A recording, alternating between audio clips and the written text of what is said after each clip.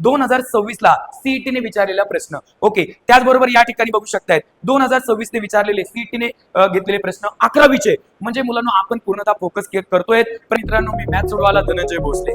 विद्यार्थी मित्रांनो, ज्या विद्यार्थ्यांची 10वी झाली आणि जे 11वीला गेले त्यांचं मुलांनो कॉलेज सुरू झालंय आणि आपल्याकडे सुद्धा मुलांनो सीईटी जेई नीटचे 11वी आणि 12वीचे मुलांनो क्लासेस सुरू झालेत की ज्यामध्ये मुलांनो आपल्याकडे शिकवण्यासाठी प्रत्येक विषयासाठी वेगळे सर आहेत. ते तुम्हाला त्या विषयासाठी मुलांना एकदम फोकस करतात. राईट. आता विद्यार्थी मित्रांनो विषय राहिला की तो शिकवण्याचा, की शिकवल्यानंतर मुलांनो क्वेश्चन कोणते घेतले पाहिजेत हे सगळ्यात महत्वाची गोष्ट असते. तर विद्यार्थी मित्रांनो आता 2-3 महिन्यांपूर्वी झालेली जी परीक्षा ती म्हणजे सीईटी जेईची परीक्षा असेल की त्यामध्ये असणारे जे काही PYQ आहेत ते सुद्धा आपण मुलांना सॉल्व्ह करून घेतो. तुम्ही यामध्ये बघू शकता की हे आहे मुलांना वेक्टर चॅप्टर.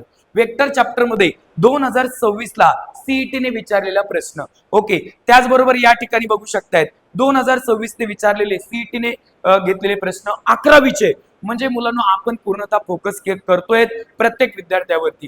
ज्या विद्यार्थ्यांना क्वेश्चन सुटत नाहीत त्या विद्यार्थ्यांनी मुलांनो क्लासला जॉईन करा आणि मुलांनो तुमच्यामध्ये ग्रोथ करा.